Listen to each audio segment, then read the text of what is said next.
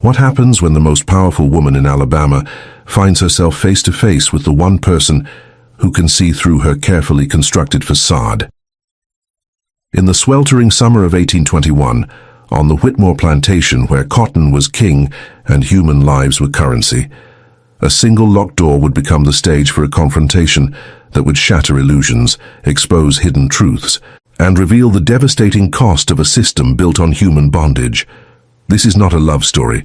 This is a story about power, vulnerability, and the dangerous moment when two people trapped in an inhuman system are forced to see each other as human beings.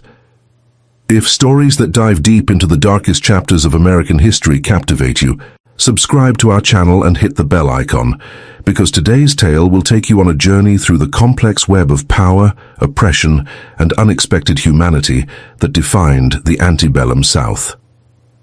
The Alabama sun rose like a merciless god over the Whitmore plantation on August 15, 1821, casting long shadows across 800 acres of prime cotton land.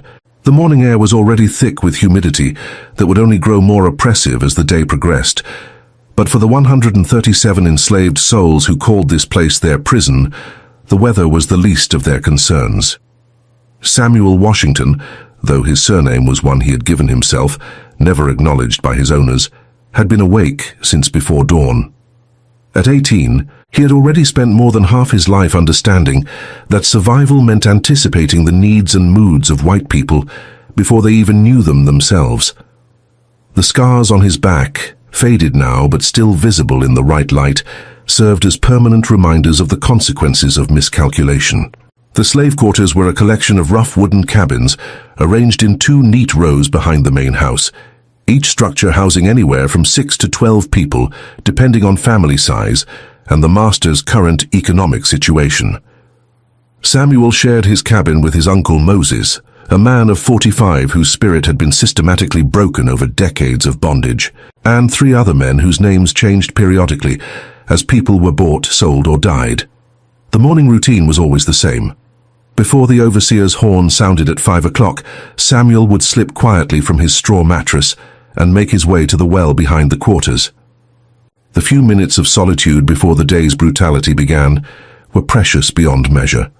Moments when he could think his own thoughts, remember fragments of the stories his grandmother had told him about Africa before she died, and steel himself for another day of dehumanization. This particular morning, as Samuel drew water from the well, he noticed something different in the main house. A light flickered in the upper window of what he knew to be Mrs. Whitmore's private sitting room. It was unusual for any of the White family to be awake this early, and Samuel filed the observation away with the countless other details he collected daily, information that might someday mean the difference between life and death. The horn sounded across the plantation like a death knell, and immediately the quarters came alive with movement. Men, women, and children emerged from the cabins, their faces already set in the masks of compliance that slavery demanded. Samuel joined the stream of people moving toward the fields, his mind already calculating the day's work, the overseer's likely mood, and the 100 small decisions that would determine whether he would end the day with food in his belly or welts on his back. Mr. Jeremiah Hutchins, the plantation's overseer, was a man who had found his calling in the systematic brutalization of other human beings. At 38, he had spent 15 years perfecting the art of extracting maximum labor while maintaining just enough humanity in his charges to keep them productive. He was neither the cruelest nor the kindest overseer in the county.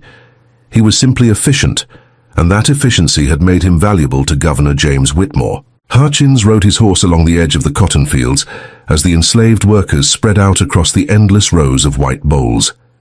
His presence was a constant reminder of the violence that underscored every aspect of plantation life.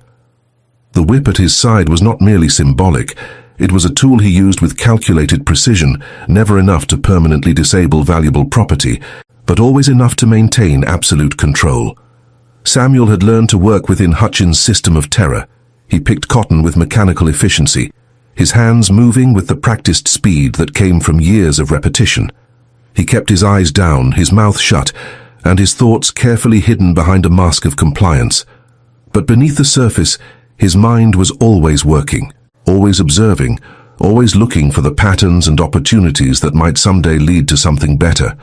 The other enslaved workers moved through the fields like ghosts, their individual personalities subsumed into the collective identity of property.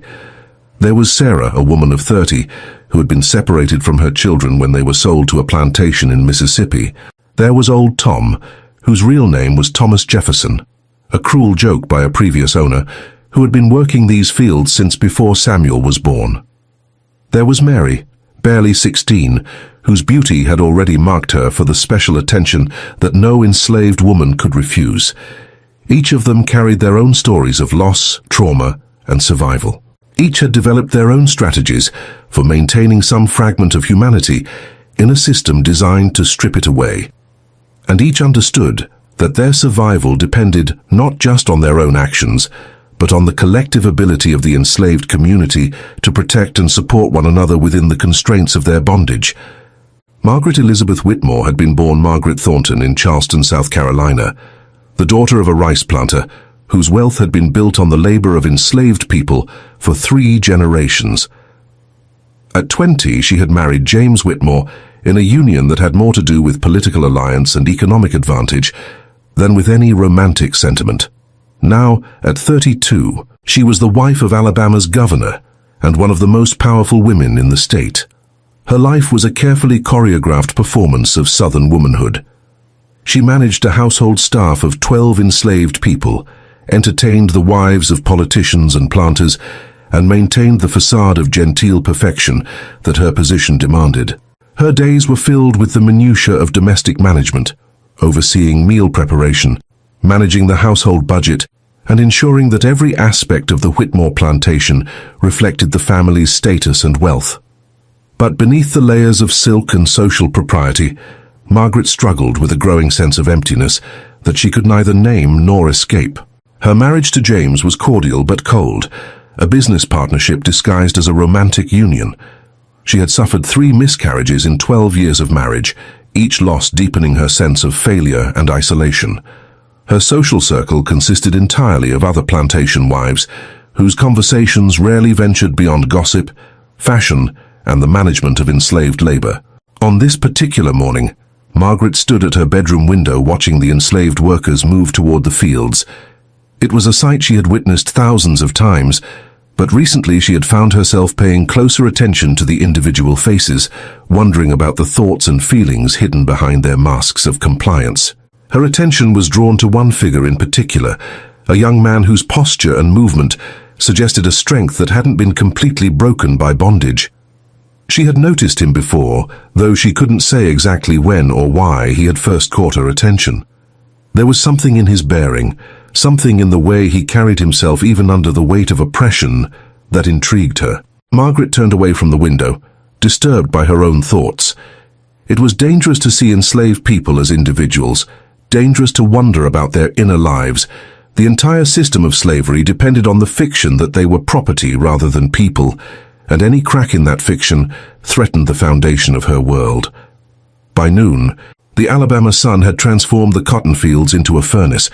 The temperature had climbed past 90 degrees, and the humidity made every breath feel like drowning. The enslaved workers continued their labor, their bodies moving with the mechanical persistence that slavery demanded. But the heat was taking its toll. Samuel's shirt was soaked with sweat, and his hands were beginning to blister from the rough cotton bolls. He had been picking since dawn, with only a brief break for a meager breakfast of cornbread and molasses. His back ached from bending over the cotton plants, and his throat was parched despite the occasional sips of warm water from the communal bucket. Around him, the other workers moved through their own private hells. Sarah had collapsed twice from the heat, but had forced herself back to her feet rather than risk Hutchins' attention. Old Tom's breathing was labored, and Samuel could see the older man struggling to maintain the pace that would keep him safe from punishment. Mary worked with tears streaming down her face, though whether from the heat, exhaustion, or despair, Samuel couldn't tell. Hutchins rode his circuit through the fields, his presence a constant reminder of the violence that awaited anyone who faltered. He carried a leather water bottle, and occasionally took long drinks, the sound of the liquid sloshing a cruel counterpoint to the workers' thirst. His horse's hooves kicked up small clouds of dust that settled on the worker's already grimy skin. "You there, boy?" Hutchins called out, pointing his whip at Samuel. "You're falling behind." Samuel looked up briefly, just long enough to acknowledge the overseer's words, then bent back to his work with renewed intensity. He had learned long ago that arguing or explaining was pointless. The only response that mattered was increased productivity. But as he worked, Samuel's mind wandered to thoughts of escape, of freedom, of a life where his labor would benefit himself rather than enriching others. These were dangerous thoughts, thoughts that could get him killed if they were ever discovered, but they were also the thoughts that kept him sane in an insane world. At 2 o'clock in the afternoon, something unusual happened. A messenger arrived from Montgomery with urgent political correspondence for Governor Whitmore, who had been expected to return from the state capital that evening. The messenger brought word that the governor would be delayed for at least another day, possibly 2 due to legislative business that required his immediate attention. The news rippled through the plantation hierarchy with varying effects. For Hutchins, it meant a slight relaxation of the rigid schedule that governed plantation life when the master was in residence. For the house slaves, it meant a temporary reprieve from the heightened scrutiny that accompanied the governor's presence. And for the field hands, it meant the possibility, just the possibility, of slightly less brutal working conditions. Hutchins made the decision to allow the workers an extended rest period during the hottest part of the afternoon. It was a calculated choice. Heat exhaustion could kill valuable property, and dead slaves generated no profit. The workers were allowed to seek shade under the large oak trees that bordered the fields, and additional water was brought from the well. Samuel found himself sitting in the shade next to old Tom, both men too exhausted to speak, but grateful for the temporary relief. Around them, other workers lay sprawled on the ground, their bodies finally allowed to acknowledge the toll that the heat and labor had taken. "Boy's got his eye on you," old Tom whispered, so quietly that Samuel almost missed the words. Samuel followed the older man's gaze and saw Hutchins watching him from across the field.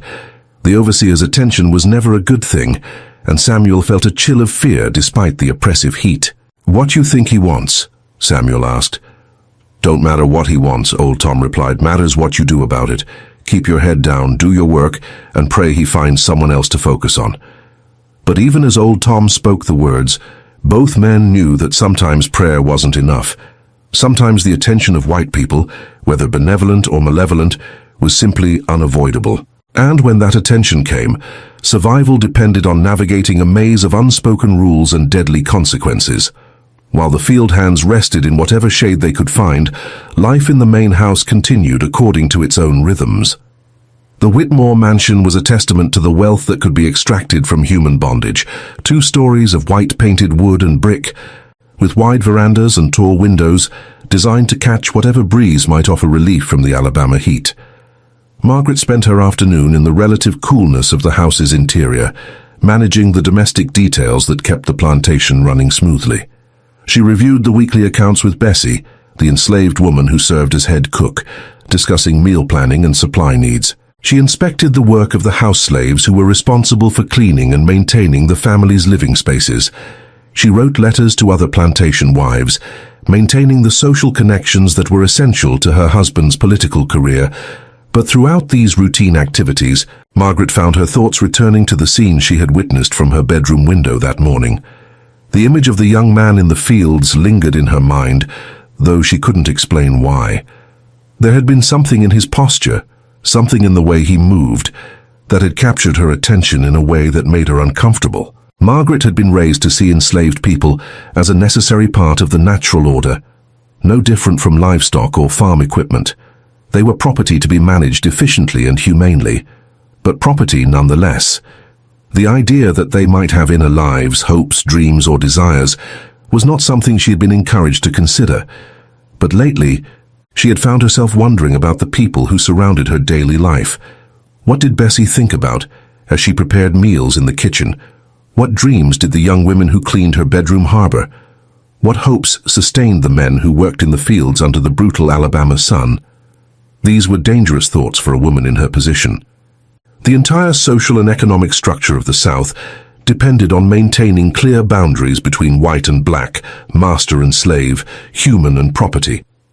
Any blurring of those lines threatened not just individual relationships, but the entire system that provided her with wealth, status and security.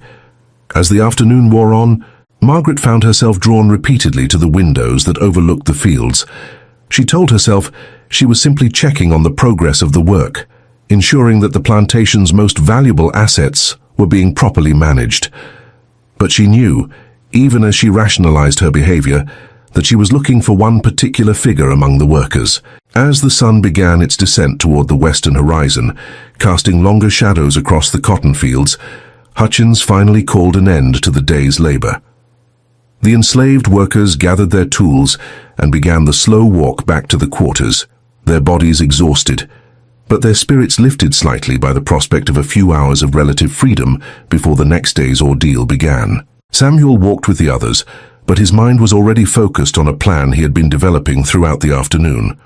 The unusual circumstances of the day, the governor's absence, Hutchins's slightly relaxed supervision, the extended rest period, had created an opportunity that might not come again for weeks or months. Behind the slave quarters, in a small wooden structure that served multiple purposes, there was a space where Samuel had occasionally been able to find a few minutes of privacy.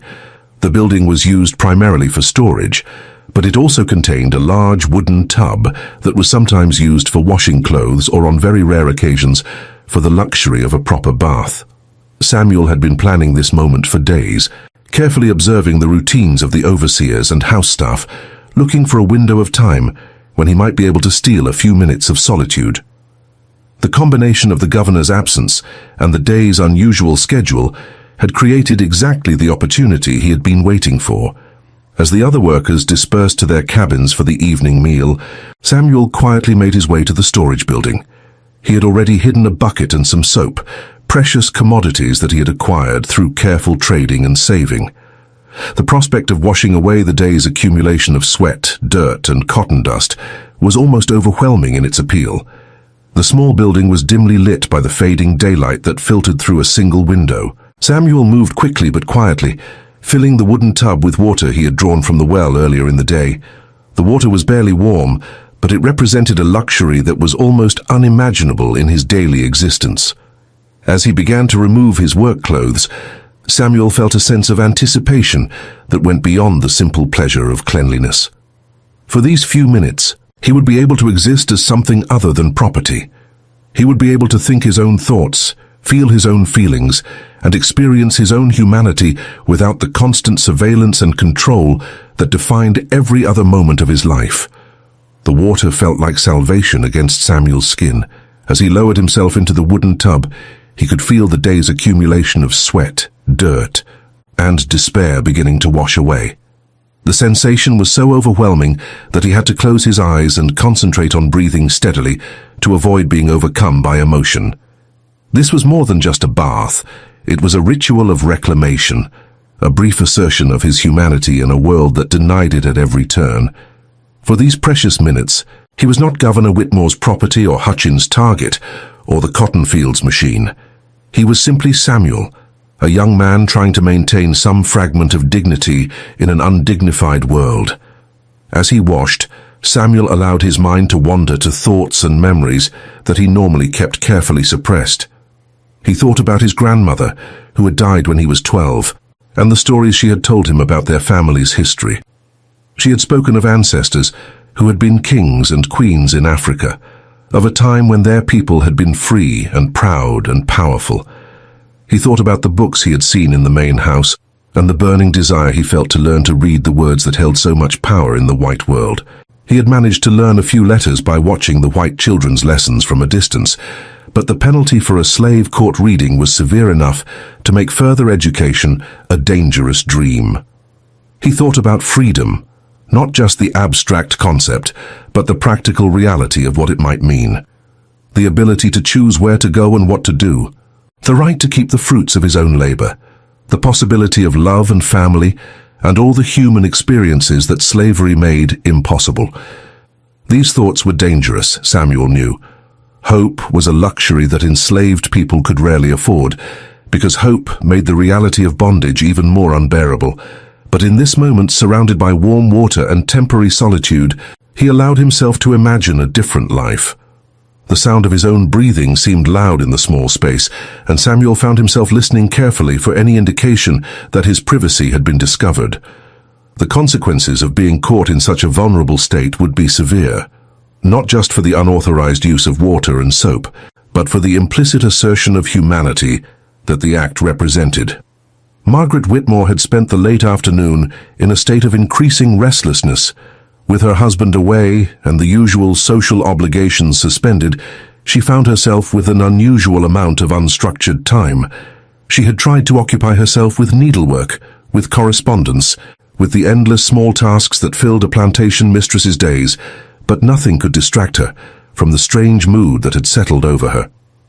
As evening approached, Margaret found herself walking through the house with no particular destination in mind. She moved from room to room, ostensibly checking on the work of the house slaves, but actually seeking something she couldn't name. The familiar spaces felt different somehow, charged with a tension she didn't understand. Eventually her wandering brought her to the back of the house, where large windows overlooked the slave quarters and the various outbuildings that supported the plantation's operations. The sun was setting, casting long shadows across the yard, and most of the enslaved workers had disappeared into their cabins for the evening. But as Margaret stood at the window, she noticed a light flickering in one of the storage buildings. It was unusual. The building was rarely used in the evening, and there was no reason for any of the slaves to be there at this hour. Her first thought was that someone might be stealing supplies, a concern that would require immediate investigation. Margaret made her way out of the house and across the yard, her silk slippers making soft sounds on the packed earth. As she approached the storage building, she could hear the gentle sound of water moving, and she realized that someone was using the washing tub that was kept there. The rational response would have been to call for Hutchins or one of the other overseers to investigate. The use of plantation facilities without permission was a serious offense, and the punishment would be swift and severe. But something held Margaret back from raising an alarm. Instead, she found herself moving closer to the building, drawn by a curiosity she couldn't explain. Through a gap in the wooden walls, Margaret could see into the dimly lit interior. What she saw made her breath catch in her throat. A young man, the same young man she had noticed in the fields that morning, was bathing in the wooden tub, his dark skin glistening in the flickering light of a small candle. Margaret knew she should leave immediately. The sight of a naked enslaved man was not something a proper Southern lady should witness, and her presence here could be misinterpreted in ways that would be dangerous for both of them. But she found herself frozen in place, unable to look away from the scene before her. There was something in the young man's posture, something in the careful way he moved, that spoke to a dignity and humanity that the plantation system was designed to destroy. For the first time in her life, Margaret was seeing one of her husband's slaves not as property, but as a person with his own thoughts, feelings, and desires. Margaret stood outside the storage building for what felt like hours, but was probably only minutes, watching through the gap in the walls as Samuel continued his bath. She knew she should leave, knew that her presence here was inappropriate and potentially dangerous, but she found herself unable to move. The young man in the tub seemed completely unaware of her presence. His eyes were closed, and his face wore an expression of peace that Margaret had never seen on the face of any enslaved person. It was a reminder that beneath the masks of compliance and submission that slavery demanded, there were real people, with real emotions and real needs. As she watched, Margaret felt something shifting inside her, a crack in the carefully constructed worldview that had shaped her entire life. For 32 years, she had accepted without question the idea that enslaved people were fundamentally different from white people, that they were naturally suited for bondage and incapable of the full range of human emotion and experience. But the scene before her challenged every assumption she had ever held. The young man's obvious enjoyment of the simple pleasure of cleanliness, his careful attention to his own body, his moment of peaceful solitude, all of these things spoke to a humanity that was impossible to deny. Margaret found herself thinking about her own life, about the ways in which she too was trapped by the expectations and limitations of her society. She thought about her loveless marriage, her failed pregnancies, her days filled with meaningless social obligations and domestic management. She thought about the loneliness that had been her constant companion for as long as she could remember. The realization that she and the young man in the tub might have more in common than she had ever imagined was both thrilling and terrifying. It suggested possibilities that she had never considered, connections that transcended the rigid boundaries of race and class that governed Southern society. But it also suggested dangers that could destroy both of their lives. Margaret knew that she was standing at a crossroads. She could turn around and walk away, pretend that she had never seen what she had seen, and return to the safe but empty routine of her previous life. Or she could step forward into unknown territory, acknowledging the humanity she had witnessed and accepting the consequences of that acknowledgement. The choice she made in the next few moments would change everything. Margaret reached for the door handle, her hand trembling with a mixture of fear and anticipation. She turned the handle slowly, trying to minimize the sound of the hinges, and stepped into the small building. The sound of the door opening was like a gunshot in the quiet space. Samuel's eyes flew open, and he spun toward the sound, his heart hammering against his ribs as he saw the silhouette of a woman in the doorway. For a moment, neither of them moved, frozen in a tableau that captured all the contradictions and dangers of their world. Samuel's first instinct was panic. Being discovered naked and vulnerable by any white person was dangerous enough, but being discovered by the governor's wife was potentially fatal. His mind raced through possible explanations, possible excuses, possible ways to minimize the catastrophe that was unfolding. Margaret stepped fully into the room and, without taking her eyes off Samuel, reached behind her and closed the door. The sound of the latch clicking into place seemed to echo in the small space, and Samuel realized with growing horror that his situation had just become infinitely worse. "Mrs. Whitmore," Samuel whispered, his voice barely audible. I was just—" "I know what you were doing," Margaret interrupted, her voice steady despite the tremor in her hands. "The question is, what am I doing here?" The question hung in the air between them, loaded with implications that neither dared to voice. Samuel pressed himself against the far wall of the tub, trying to cover himself with his hands while simultaneously looking for any possible escape route. But the small room offered no refuge, and Margaret's presence blocked the only exit. "Please, ma'am," Samuel said, his voice breaking with fear. "I ain't done nothing wrong. I was just trying to get clean before—" "Before what?" Margaret's voice was softer now, almost curious. "Before you go back to your cabin. Before you disappear into the quarters where I'll never see you again." The words revealed more than Margaret had intended, and both of them recognized the dangerous territory they were entering. The admission that she had been watching him, thinking about him, was a crack in the facade of proper Southern womanhood that could have devastating consequences. Samuel stared at her, trying to understand what was happening, what she wanted from him. In his 18 years of life, he had learned to read the moods and intentions of white people as a matter of survival, but Margaret's behavior was unlike anything he had ever encountered. "Ma'am," he said carefully, "I think maybe you should go back to the house if someone was to find you here." "If someone was to find me here," Margaret finished, "they would assume that you had attacked me. They would assume that you had forced yourself on a defenseless white woman, and you would be dead before morning." The brutal truth of her words settled over both of them like a shroud.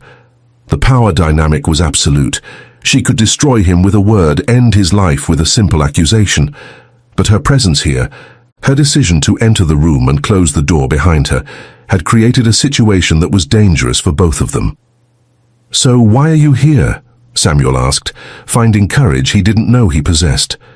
Margaret paused, the question forcing her to confront motivations she hadn't fully examined.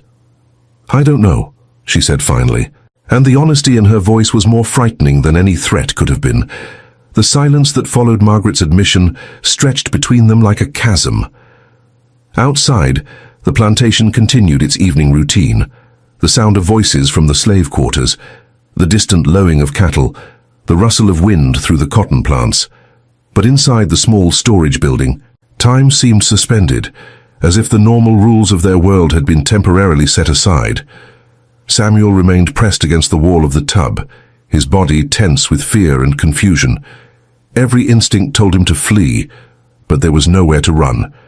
Every survival skill he had learned told him to submit, to apologize, to make himself as small and unthreatening as possible. But Margaret's presence here, her obvious violation of every social norm that governed their world, had created a situation that defied his understanding. Margaret stood near the door, her hand still resting on the latch as if she might flee at any moment. Her carefully arranged hair had begun to come loose in the humid air, and her usually perfect composure was showing cracks. She looked at Samuel, really looked at him, for the first time in her life, seeing not property but a person. "You're afraid of me," she observed, her voice barely above a whisper. "Yes, ma'am," Samuel replied honestly. There was no point in lying. "You should be," Margaret said, though her tone suggested the opposite. "I could have you killed with a word. I could say you attacked me, tried to rape me, and no one would question my story." "I know," Samuel said quietly, "but I could also—" Margaret paused, struggling with words for concepts she had never allowed herself to consider. "I could also choose not to say those things." The implication hung in the air between them. Margaret was acknowledging, perhaps for the first time in her life, that she had choices beyond the script that Southern society had written for her. She could choose to see Samuel as human. She could choose to recognize his dignity. She could choose to question the system that had shaped both of their lives. But choices, Samuel knew, were luxuries that enslaved people could rarely afford. "What do you want from me?" Samuel asked, his voice steady despite his fear. Margaret moved closer, her silk dress rustling in the humid air. "I want to understand," she said. "I want to know what it's like to be you." The request was so unexpected, so far outside the normal parameters of master-slave interaction, that Samuel didn't know how to respond. In his world, white people didn't ask enslaved people about their experiences or feelings. They gave orders and expected obedience, nothing more. "Ma'am," Samuel said carefully, "I don't think that's something you really want to know." "Why not?" "Because," Samuel said, finding strength in honesty, "if you really understood what it was like to be me, you couldn't go on living the way you do." Margaret felt Samuel's words like a physical blow. The truth in them was undeniable, and it forced her to confront the comfortable lies she had been telling herself for her entire life. She had always believed that the enslaved people on her plantation were well treated, that they were grateful for the security and care that bondage provided, that the system of slavery was ultimately beneficial for everyone involved. But looking at Samuel now, seeing the fear in his eyes, the tension in his body, the careful way he chose his words, she could no longer maintain those illusions. The young man before her was not grateful for his bondage. He was not content with his lot in life. He was a person trapped in an inhuman system, surviving through a combination of intelligence, strength, and sheer force of will. "Tell me," Margaret said, moving closer still.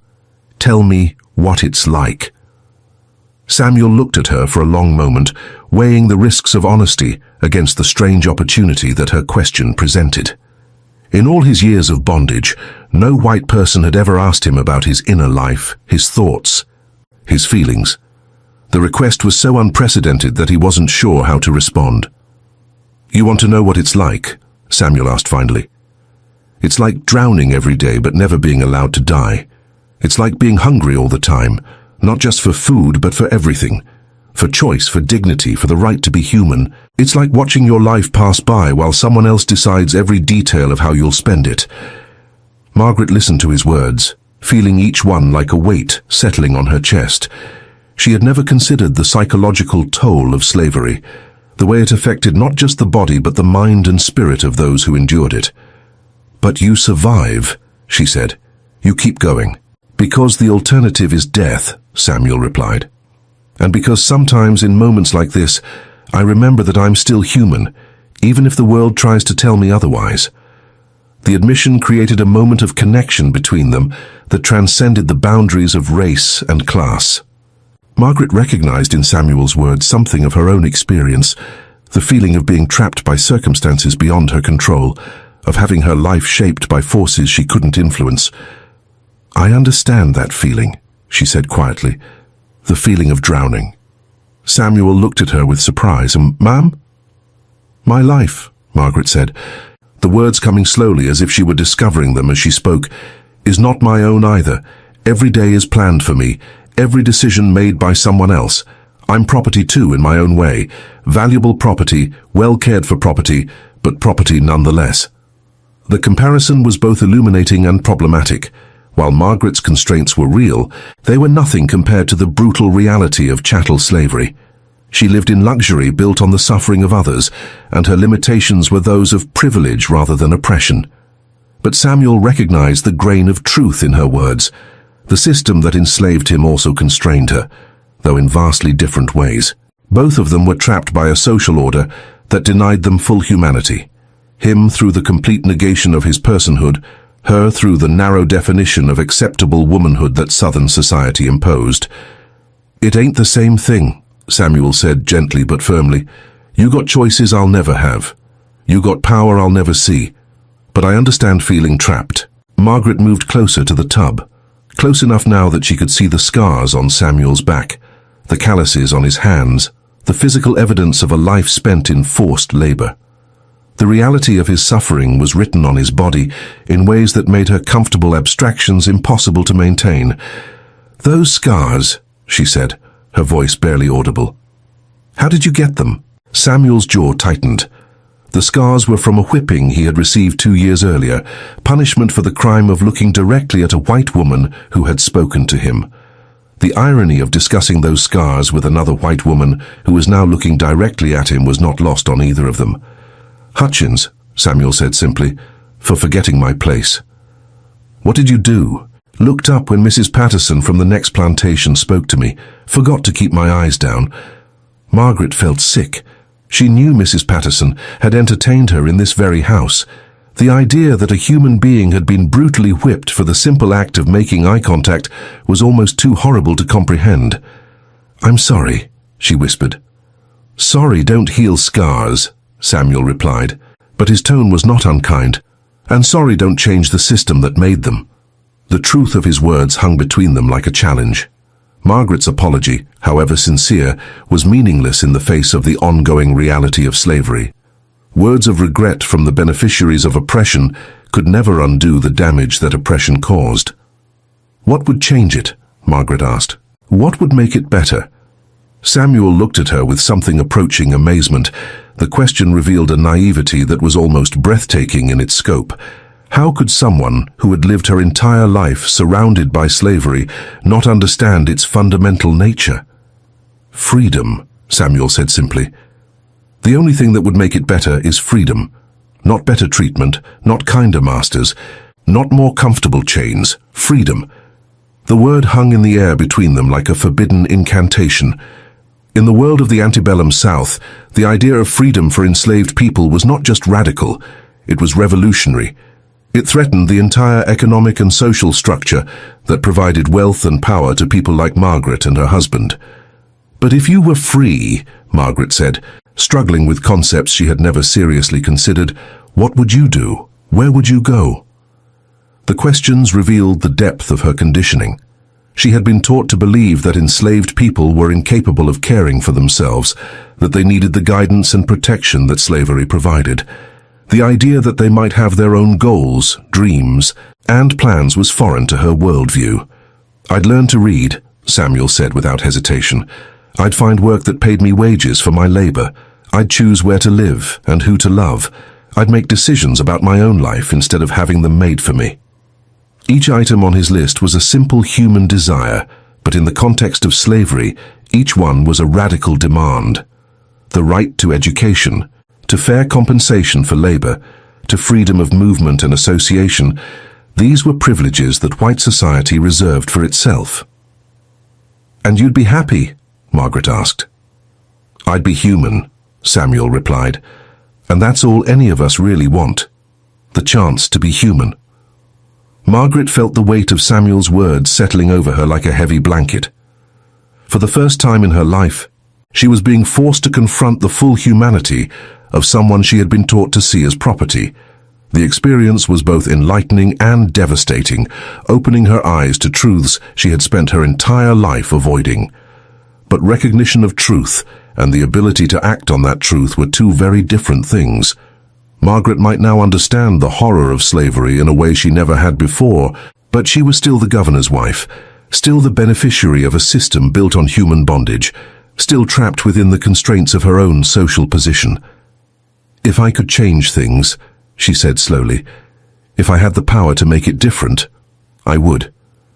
Samuel looked at her with a mixture of sadness and understanding. "But you can't," he said, "and even if you could, you wouldn't. Because changing things would mean giving up everything you have, everything you are." The accusation was gentle but devastating in its accuracy. Margaret might feel sympathy for Samuel's plight, might even recognize the injustice of his situation, but she would not sacrifice her own comfort and security to address that injustice. Her recognition of his humanity was real, but it was not strong enough to overcome her investment in the system that oppressed him. "You're right," Margaret admitted, the words tasting bitter in her mouth. "I'm a coward." "You're human," Samuel said, and there was no judgment in his voice. "Humans protect themselves first. That's just the way people are." The conversation had reached a point of brutal honesty that neither of them had expected. They had moved beyond the roles that society had assigned them, master and slave, white and black, oppressor and oppressed, and had encountered each other as flawed, complex human beings. But the roles were still there, waiting to reclaim them the moment they stepped back into the world outside this small room. The system that had shaped their lives had not changed, and their brief moment of human connection could not alter the fundamental realities of their situation. "What happens now?" Margaret asked.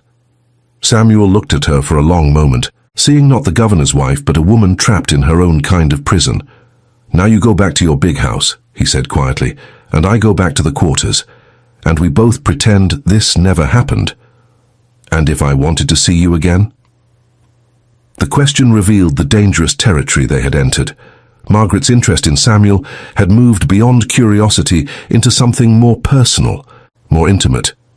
But any relationship between them, no matter how it was framed, would be built on the foundation of absolute power imbalance that defined their world.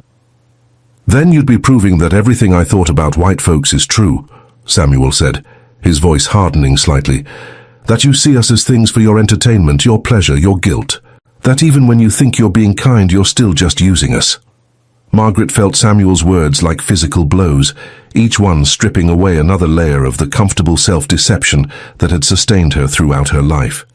She had entered this room thinking of herself as different from other white people, more enlightened, more capable of seeing beyond the prejudices of her society. But Samuel's accusation forced her to confront the truth about her motivations. Had she come here out of genuine concern for his humanity, or was she simply seeking something for herself, a momentary escape from her own emptiness, a brief taste of the forbidden, a way to feel morally superior to her peers? The honest answer was uncomfortable, and it revealed the depth of her conditioning in ways that mere intellectual recognition could not. "I thought," she began, then stopped, unable to complete the sentence. "You thought you could take what you wanted and call it kindness," Samuel said, his voice gaining strength. "You thought you could satisfy your curiosity about how the other half lives without giving up any of your comfort or privilege. You thought you could feel good about yourself for recognizing my humanity, while still benefiting from the system that denies it." Each accusation was accurate, and Margaret felt the weight of her own hypocrisy settling over her like a shroud. She had indeed come here seeking something for herself, using Samuel's vulnerability for her own emotional needs, while offering nothing real in return. "But what if I wanted to help?" Margaret asked, grasping for some way to redeem herself. "What if I wanted to make things better for you?" Samuel's laugh was bitter. "Help how? By giving me extra food? By making sure Hutchins doesn't whip me as often? By treating me like a pet instead of property?" The questions revealed the fundamental impossibility of reform within the system of slavery. Any improvement in Samuel's conditions would still leave him enslaved, still deny him his basic humanity, still treat him as something less than a full person. Kindness from masters could never substitute for freedom. "The only help I need," Samuel continued, "is the kind you'll never give, the kind that would cost you everything you have." Margaret knew he was right. True help would mean working to end slavery entirely, and that would require her to give up the wealth, status, and security that the system provided. It would mean betraying her own class, her own family, her own husband. It would mean sacrificing everything she had ever known for the sake of people she had been taught to see as inferior. And she knew, with a certainty that shamed her, that she would never make that sacrifice. The silence that followed was heavy with the weight of unspoken truths. Both Margaret and Samuel understood that they had reached the limits of what their brief connection could accomplish. Recognition of shared humanity was not enough to bridge the chasm that slavery had created between them. Margaret moved towards the door, her hand trembling as she reached for the latch. Once she opened that door, once she stepped back into the world outside, this moment would be over. She would return to being the governor's wife, the perfect Southern lady, the woman who smiled and nodded and never questioned the foundation of her world. But she would also return to being the oppressor, the owner of human beings, the beneficiary of a system built on suffering. And Samuel would return to being property, his brief moment of recognition as a human being swallowed up by the brutal reality of his bondage. "I'm sorry," Margaret whispered, the words inadequate but sincere. "I know," Samuel replied, and there was no anger in his voice, only sadness. "But sorry, don't change nothing." Margaret opened the door, but hesitated before stepping through it. The evening air felt different now, charged with the weight of what had passed between them. She looked back at Samuel, who was reaching for his clothes with hands that shook slightly. "Samuel," she said, using his name for the first time. "Yes, ma'am." "You were right, about all of it." She stepped outside then, closing the door behind her, and leaving Samuel alone in the small room that had been his sanctuary, his prison, and finally, his place of unexpected recognition. The sound of her footsteps faded as she walked back toward the main house, back to her life of privilege built on the suffering of others. Samuel dressed slowly, his hands still trembling from the encounter. He had survived, but more than that, he had spoken truth to power and lived to tell about it. It was a small victory in a life that offered few, but it was his own. As Samuel prepared to leave the storage building, he carried with him something new. Not hope, exactly, but a deeper understanding of the forces that shaped his world. Margaret's visit had revealed not just her own contradictions and limitations, but the fundamental impossibility of reform within the system of slavery. He had seen behind the mask of Southern womanhood and found not a monster, but a human being trapped in her own kind of prison. It didn't excuse her participation in his oppression, didn't make the system any less brutal, but it added a layer of complexity to his understanding of how oppression worked. The real tragedy was not that Margaret was evil, but that she was ordinary. She was a product of her society, shaped by its values and constrained by its expectations. Her inability to transcend those limitations was not a personal failing so much as a systemic one. The system of slavery was designed to corrupt everyone it touched, oppressor and oppressed alike. Samuel stepped out of the building and began walking back toward the slave quarters, where the other enslaved people were settling in for the night. The familiar sounds of conversation, children playing, and evening routines provided a stark contrast to the intensity of what had just occurred. As he walked, Samuel thought about the conversation he had just had and what it meant for his future. Margaret now knew things about him that could be dangerous: his intelligence, his desire for freedom, his ability to articulate the injustices of his situation. That knowledge could be used against him if she chose to share it with her husband or the overseers. But Samuel also sensed that Margaret would keep their encounter secret, not out of concern for his safety, but out of concern for her own reputation. The revelation that she had sought out a private meeting with an enslaved man would be scandalous enough to destroy her social standing, regardless of what had actually occurred. Margaret's walk back to the main house felt like a journey through a different world. The familiar sights and sounds of the plantation, the white-painted mansion, the manicured gardens, the distant lights of the slave quarters, all looked different now, charged with new meaning and new horror. She had spent her entire life surrounded by the evidence of slavery's brutality, but she had trained herself not to see it.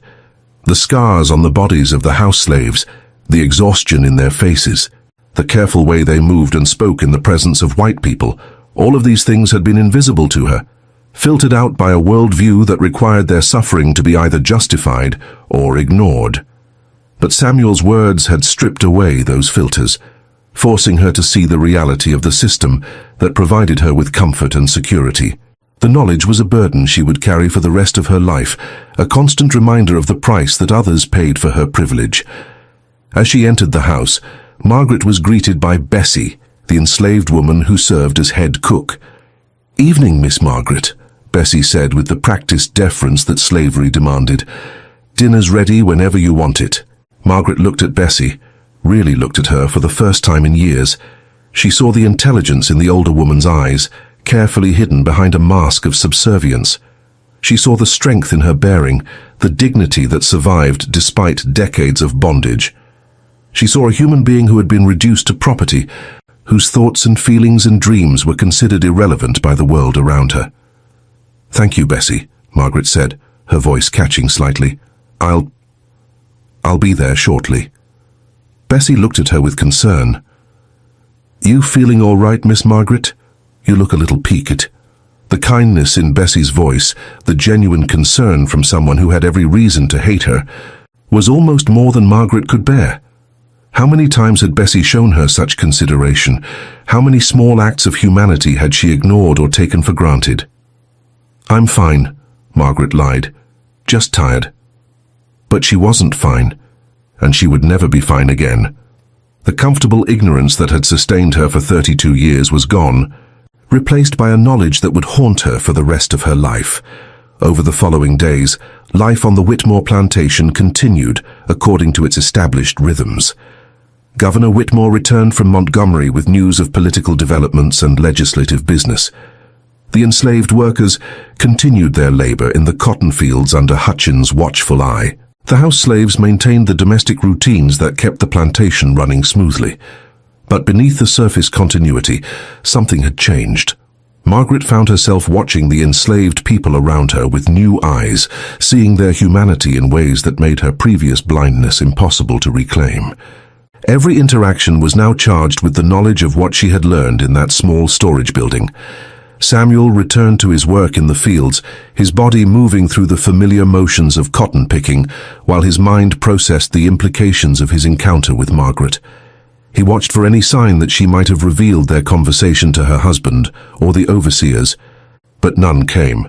The secret remained between them, a shared burden that neither could escape.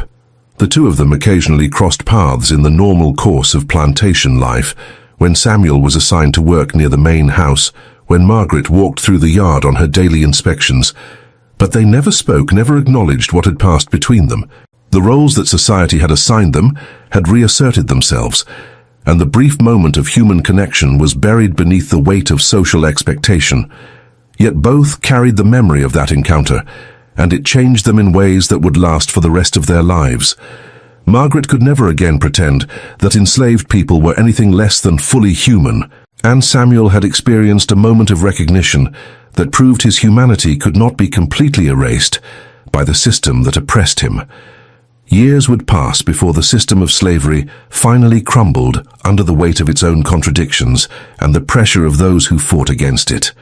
The Civil War would come, bringing with it the destruction of the world that Margaret and Samuel had known.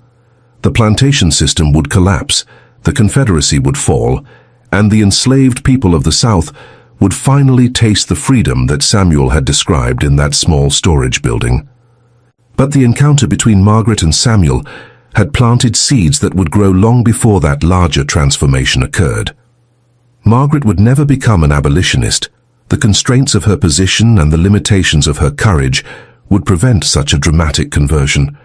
But she would never again be able to participate in the casual cruelty of slavery with the same unconscious ease. Small acts of kindness, carefully hidden from her husband and the overseers, would become her way of managing the guilt that Samuel's words had awakened.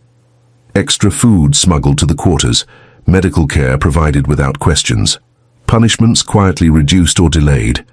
These were not acts of rebellion, but they were acts of recognition, acknowledgments of the humanity she could no longer deny. Samuel would carry the memory of that conversation as proof that even in the darkest circumstances, truth could be spoken and heard. The knowledge that he had forced a white woman to confront the reality of slavery, that he had made her see him as human, would sustain him through the remaining years of his bondage. When freedom finally came, Samuel would be among those who seized it with both hands, learning to read as he had always dreamed, working for wages that belonged to him, making choices about his own life.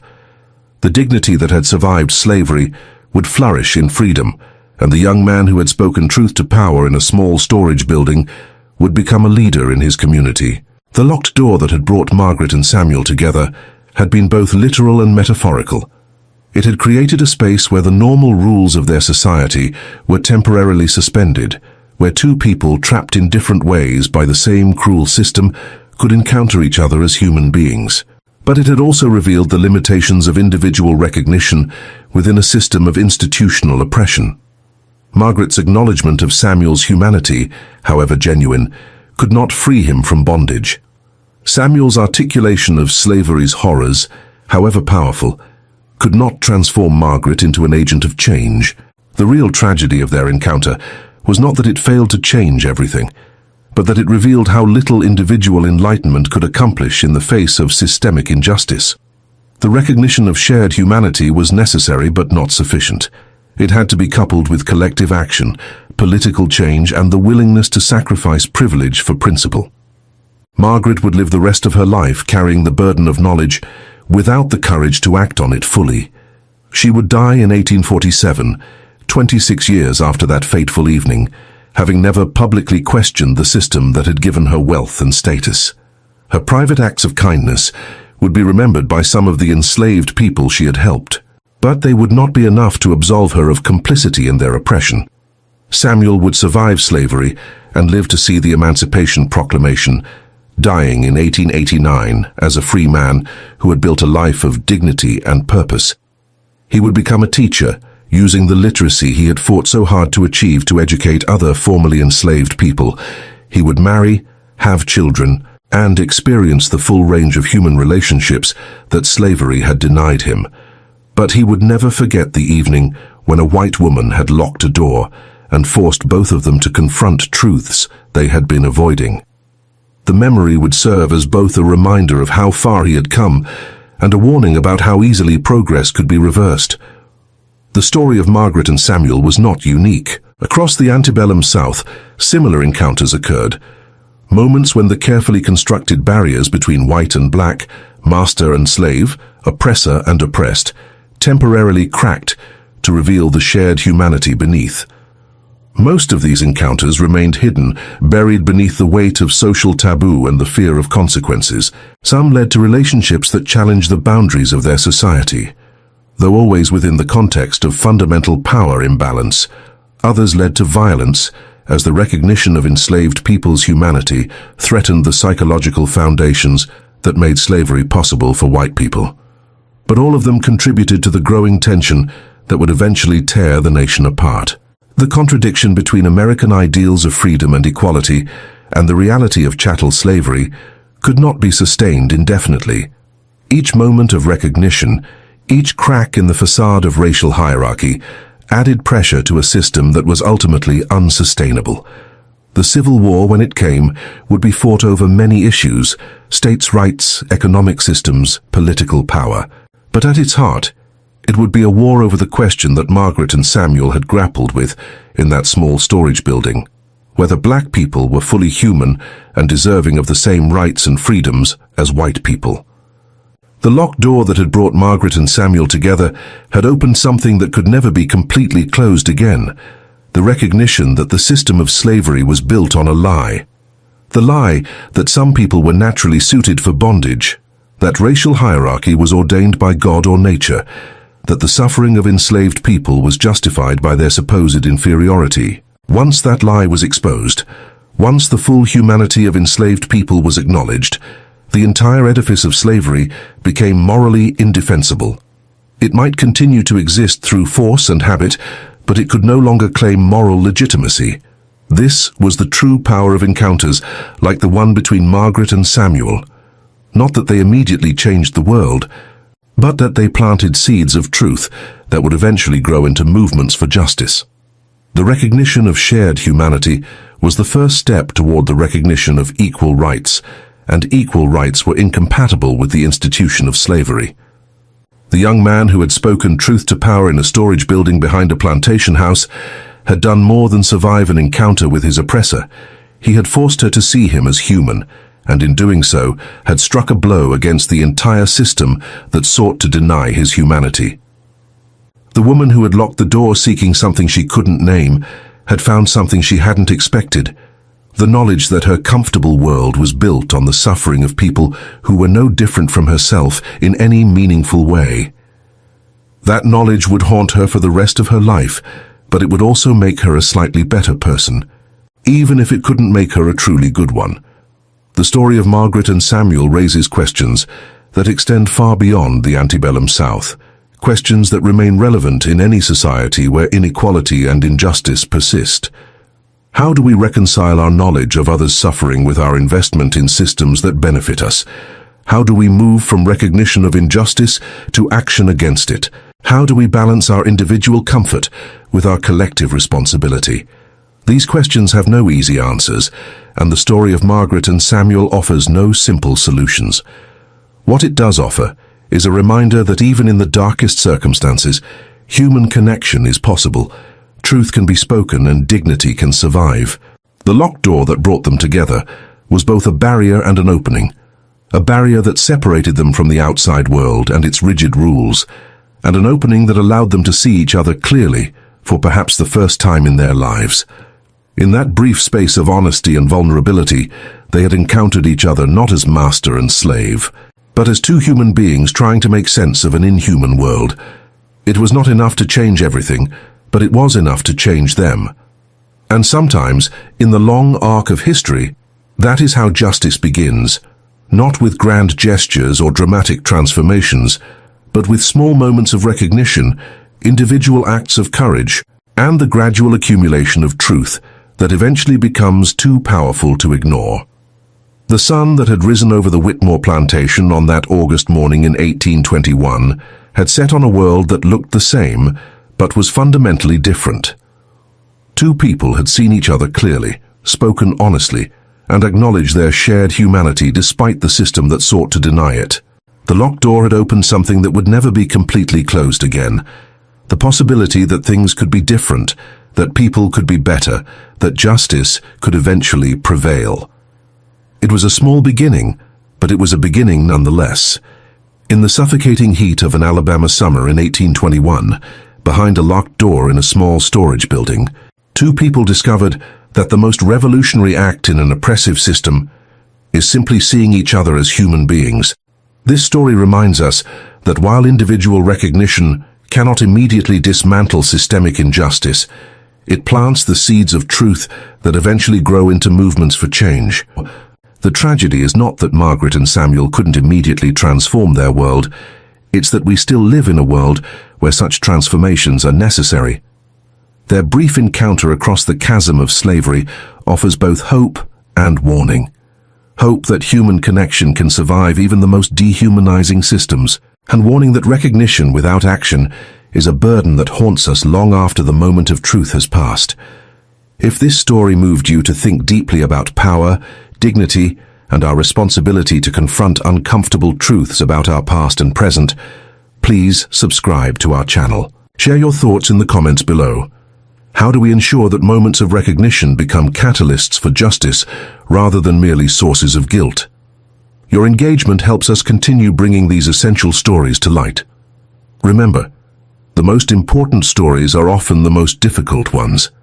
They force us to confront not just the failures of the past, but our own complicity in the injustices of the present. The locked door that trapped Margaret and Samuel also opened a space for truth, and truth, however painful, is always the first step toward justice. Historical note: this story is a work of fiction, but it is grounded in the historical realities of slavery in the antebellum American South. While the characters of Margaret and Samuel are fictional, their experiences reflect the documented lives of real people who lived under the system of chattel slavery. The story aims to illuminate the human cost of this institution while respecting the dignity of those who suffered under it.